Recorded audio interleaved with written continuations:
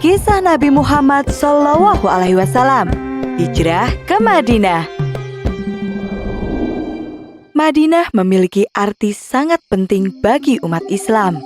Kota ini mendapat julukan Madinah Al-Munawwaroh, yang berarti kota yang bercahaya. Sebelum Islam datang, Madinah dikenal dengan nama Yatsrib. Banyak orang dari segala penjuru datang ke Yatsrib. Seperti biasa, kita singgah dulu ke Yatsrib. Penduduk Madinah berasal dari segala penjuru.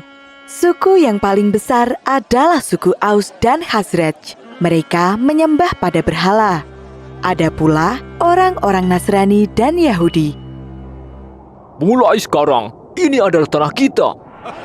Meskipun hidup berdampingan, masing-masing suku itu tidak pernah akur. Mereka selalu saja berselisih. Mata pencaharian sebagian besar penduduk Madinah adalah bertani. Tanah di sana sangat subur, sehingga kurma dan anggur bisa tumbuh dengan baik. Oh, lihatlah, panen kita kali ini sangat melimpah. Benar sekali. Ini berkat perlindungan pohon keramat. Sebagian besar dari mereka memang masih menyembah pada benda-benda alam. Setiap kali musim haji tiba, seluruh umat manusia datang ke Mekah, termasuk pula suku Khazraj.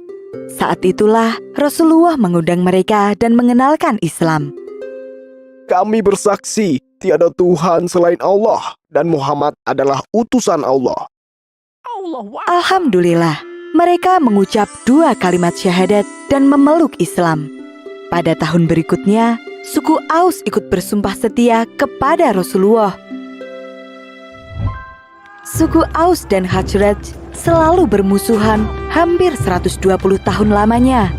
Namun, Rasulullah berhasil menyelesaikan masalah mereka dan membuat mereka menjadi saudara. Mulai sekarang, kita berjanji untuk membantu Rasulullah. Kita adalah pembantu bagi Rasulullah. Sejak saat itu, mereka dikenal sebagai kaum Ansor, yang berarti pembantu. Berita tentang adanya kaum Ansor yang bersedia membantu dan melindungi Rasulullah ini membuat suku Quraisy geram. Apalagi satu persatu umat Muslim mulai hijrah ke Madinah. Jangan biarkan Muhammad hijrah. Undang semua pemimpin Quraisy. Kita harus menyusun rencana. Pada hari yang ditentukan, semua pemimpin Quraisy berkumpul di Darun Nadwah. Musyawarah pun dimulai. Masing-masing perwakilan kabilah mulai mengutarakan pendapat.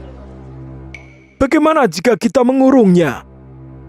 Tidak, para sahabatnya pasti akan menyerang. Apakah kau tidak melihat kekuatan mereka?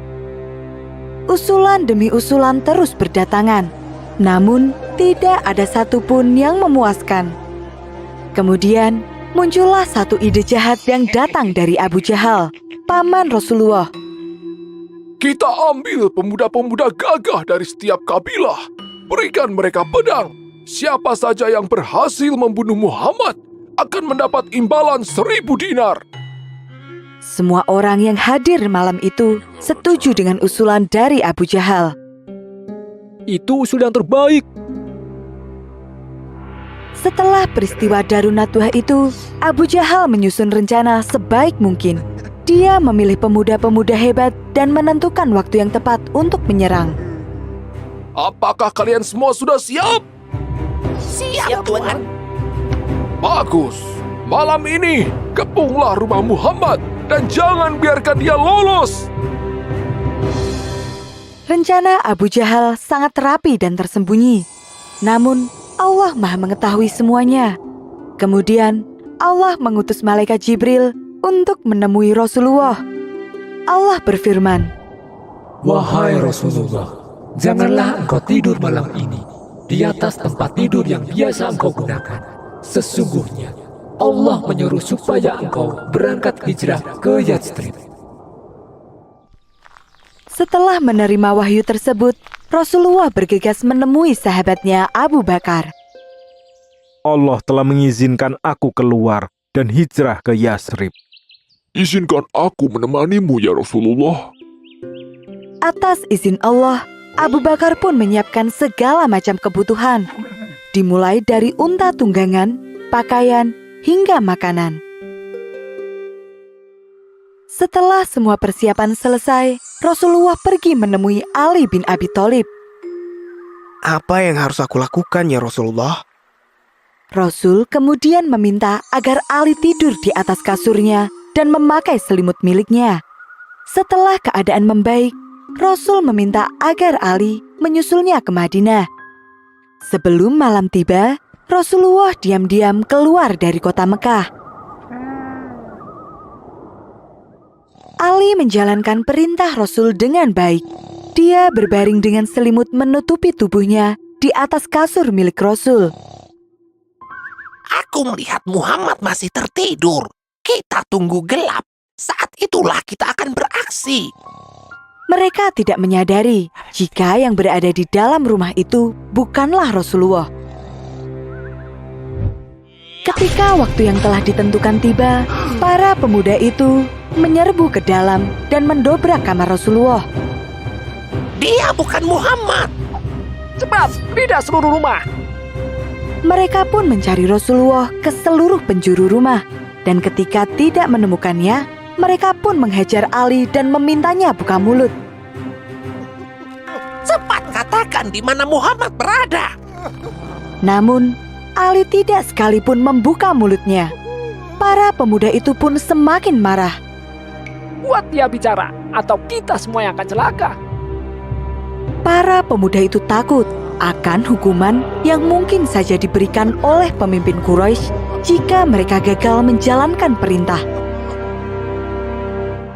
Kabar tentang Rasulullah yang berhasil keluar dari kota Mekah pun segera tersebar. Seluruh prajurit dan kaum Quraisy berpencar untuk mencari Rasul. Telusuri semua jalanan menuju ke Madinah. Dia pasti belum jauh.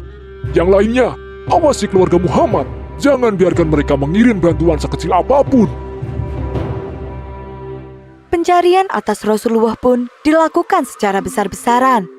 Saat itu, Rasulullah dan Abu Bakar telah sampai di Gunung Sur. Mereka berdua sudah kelelahan setelah hampir sehari semalam berjalan. Ya Rasulullah, ada sebuah gua di sana. Aku akan memeriksanya lebih dulu. Setelah memastikan gua itu aman, Abu Bakar pun mempersilahkan Rasul untuk masuk. Rasulullah bersembunyi di Gua Sur selama beberapa hari. Secara bergantian, orang-orang kepercayaan Rasul datang untuk membantu. Mereka adalah Abdullah, putra Abu Bakar, yang menyampaikan berita dari Mekah. 2. Asma, putri Abu Bakar yang membawakan makanan. 3.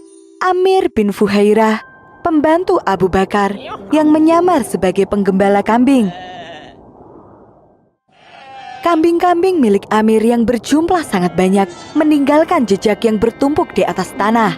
Jejak itu menghapus semua jejak kaki milik putra-putri Abu Bakar. Ya Allah, lindungilah Rasulullah. Doa mereka semua di setiap waktu. Atas bantuan mereka, Rasulullah dan Abu Bakar dapat bersembunyi dengan aman dan cukup makan serta minum. Pada suatu hari, sekelompok orang Quraisy mulai mencari di sekitar Gunung Sur. Mereka melihat sebuah gua yang mencurigakan. Lihat, ada gua di atas sana. Ayo kita periksa. Tapi, di sekitar sini hanya ada jejak kambing milik Amir. Buat apa kita naik ke sana? Setelah perdebatan panjang, akhirnya mereka pun naik untuk memeriksa gua itu. Saat itulah Allah memerintahkan kepada laba-laba dan para burung untuk membuat sarang di depan gua. Dalam sekejap, mulut gua itu tertutup oleh sarang laba-laba. Semak-semak pun tumbuh dengan rapat dan di sela-selanya para burung membuat sarang. Lihatlah, gua ini tertutup semak lebar. Bahkan ada sarang laba-laba dan burung yang masih utuh. Tidak mungkin ada manusia yang masuk. Suara perdebatan para pemuda Quraisy itu terdengar jelas ke dalam gua.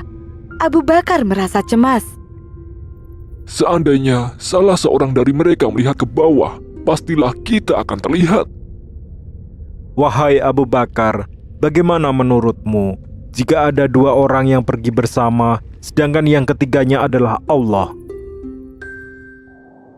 Perlindungan dari Allah tidak membutuhkan baju baja ataupun benteng yang kokoh.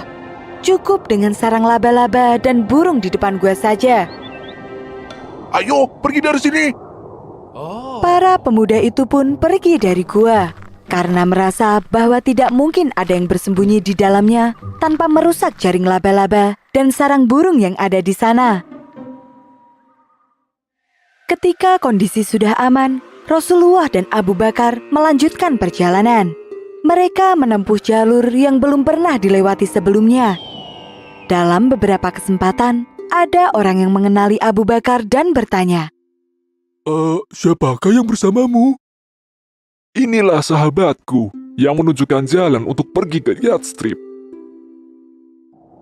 Suku Quraisy mengirimkan utusan ke seluruh suku-suku yang tersebar di sepanjang jalan menuju Madinah dan meminta mereka untuk membantu menangkap Rasulullah. Aku melihat seorang yang mirip di bawah sana. Itu pastilah Rasulullah yang dicari oleh suku Quraisy.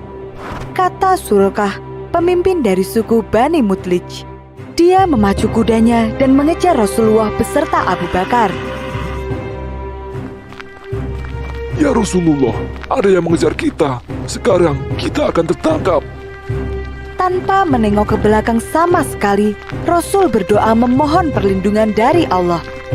Kuda Sulkah tergelincir dan dia jatuh ke tanah. Dia pun bangkit dan kembali mengejar. Namun dia kembali terjatuh. Setelah 3 kali terjatuh, dia pun sadar dan meminta maaf kepada Rasul.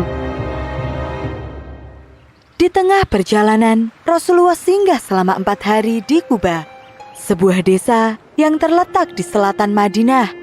Rasul membangun masjid pertama, yaitu Masjid Quba. Masjid ini dibangun dengan dasar ketaatan dan ketakwaan Rasulullah kepada Allah Subhanahu wa Ta'ala. Di sini, Rasul kembali bertemu dengan keluarganya. Ali berhasil keluar dari kota Mekah bersama keluarga Rasulullah. Rombongan Rasulullah kembali melanjutkan perjalanan dan akhirnya tiba di Madinah.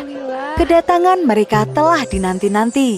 Seluruh penduduk Madinah menyambut kedatangan Rasulullah dengan sangat hangat. Dalam beberapa waktu ke depan, Islam berkembang dengan pesat. Masjid berhasil didirikan dan kaum Ansor membantu kaum Muhajirin memulai kehidupan mereka di Madinah dengan baik. Alhamdulillah.